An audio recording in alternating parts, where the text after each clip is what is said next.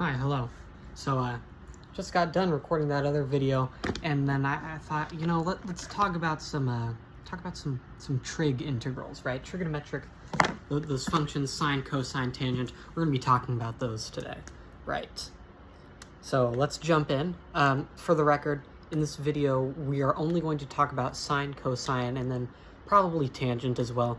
The other three get interesting because if you think of, for example, sine or cosecant as 1 over sine, that kind of reminds me, like you can maybe do like some u substitution stuff, and it gets really weird really fast, and the integrals become very difficult. You're probably never going to be asked ever in your entire life, for now, like even in college, guys, like to integrate like cosecant, secant, and cotangent. Like never ever. Like even tangent is really rare. You really just got to know the sine and cosine ones, right? So we're going to talk about sine and cosine, probably tangent just for fun, and then some important identities that you've probably heard of at some point in a trigonometry or pre-calculus class, but return again in calculus because they are ever so important, right? Okay. Let's start with the integral of sine. Sine theta, d theta, right? Theta is going to be that infinitesimal that we're talking about. We could very well be talking about sine of x dx. Actually, let's do that just because we love the variable x in calculus, right? X and y, very nice Cartesian coordinates. So, if you were to think of integrals as backwards derivatives, integrating trigonometric functions becomes a lot easier, right? And I'll tell you now, textbook definition, they might just want you to memorize this. It's actually equal to negative cosine of x, and then plus c if this is an unbounded integral, right? Negative cosine of x. Okay, so where does that come from? If you take the derivative of negative cosine of x, you get negative times negative sine of x, which just is equal to sine of x, right? And now, reminder that the derivative of sine is cosine, and that the derivative of cosine is negative sine, right? And so if you take enough derivatives of sine, you'll eventually get back to itself, but that last step is going to be differentiating negative cosine. So the integral of sine of x is negative cosine of x, because, the derivative of negative cosine of x is equal to sine of x, right? So sine is an interesting one. It's really easy to get that confused because, you acquire a negative, whereas in differentiation, you don't. I'll give you some good news. Integral of cosine of x dx is actually just equal to sine of x. I don't know why I wrote dx again. Sine of x, and then, plus c, if you have that unbounded integral, right? And it makes sense because the derivative of sine of x is cosine, right?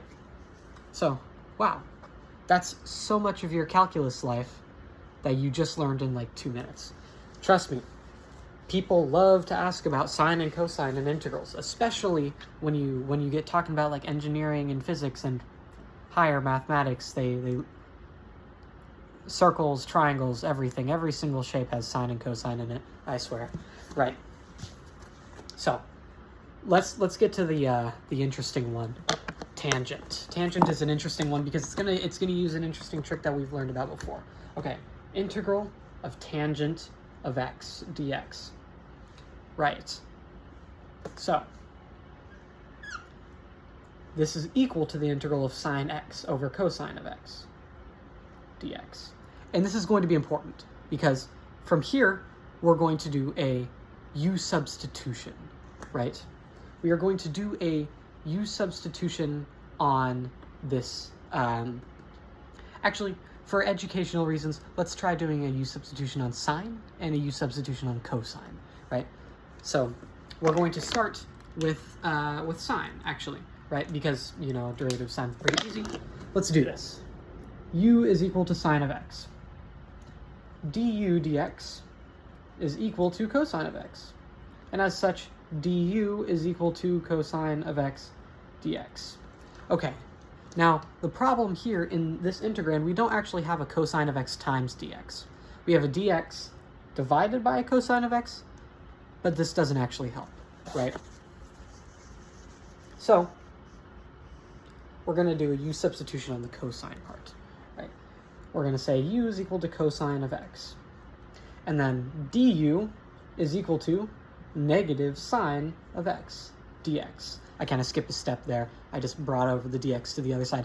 And now, please here when you're doing this u substitution, don't get the derivatives and integrals mix up. We just took the derivative of cosine, not the integral. So there is a negative sign here, right? We don't have a negative sine of x dx, but we do have a positive sine of x dx. So I'm going to go ahead and move this negative over and say that negative du is equal to sine of x dx. Sine of x dx, okay, you get it, right?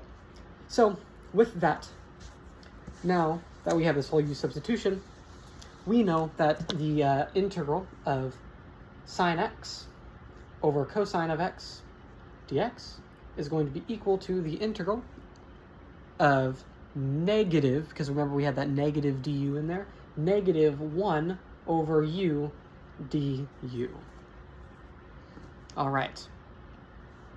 So now we can bump out this negative 1. Now, remember a while ago, we know what the integral of 1 over u is.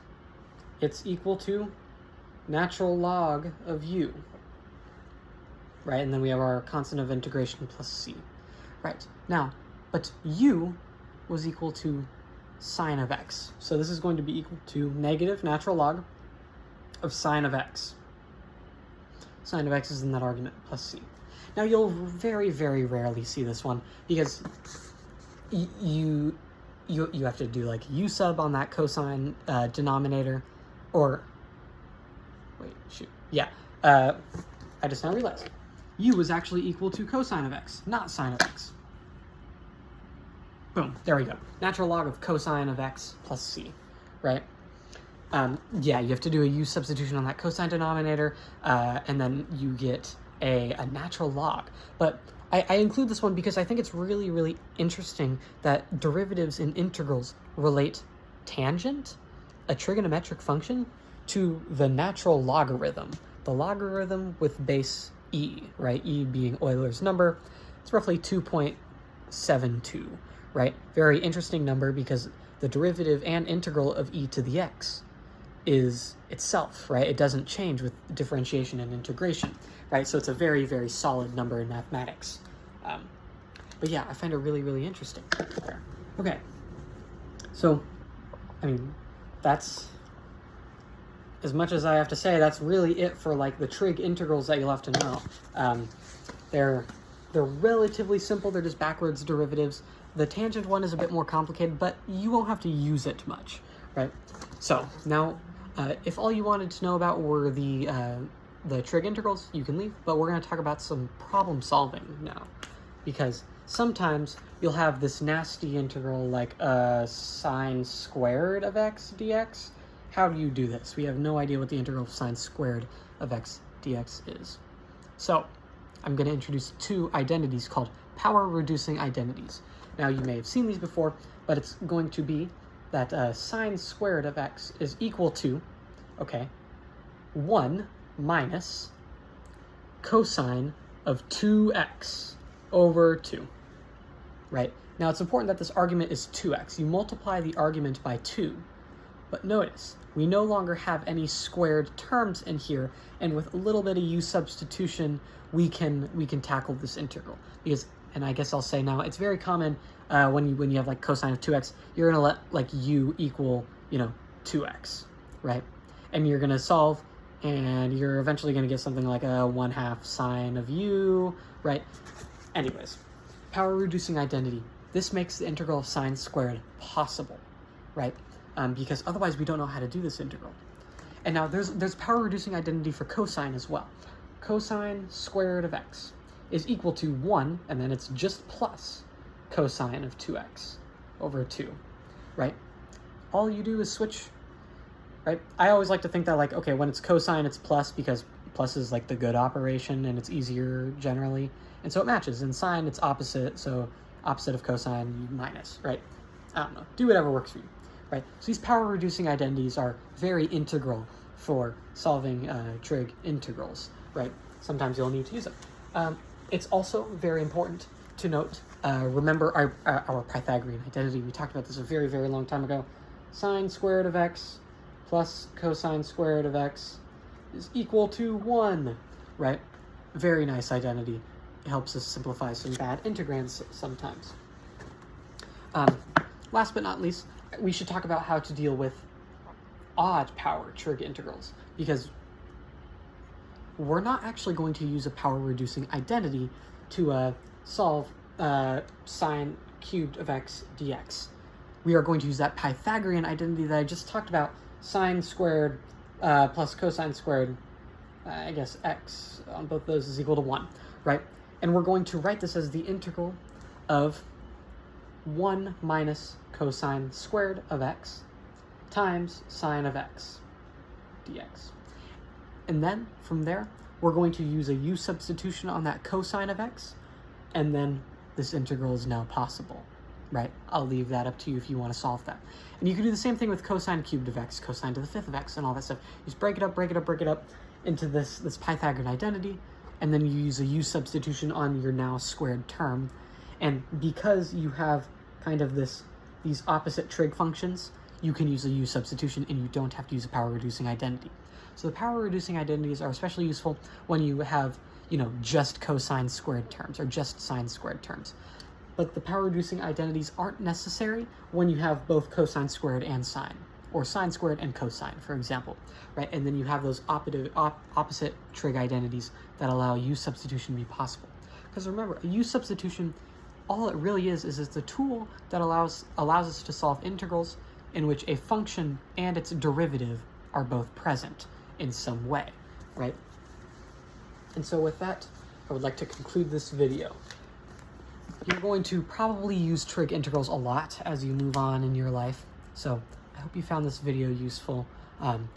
We'll reference these more in the future, and they'll come back later in Calculus 2 concepts. So thank you very much for joining me, class. Goodbye. Have a great day.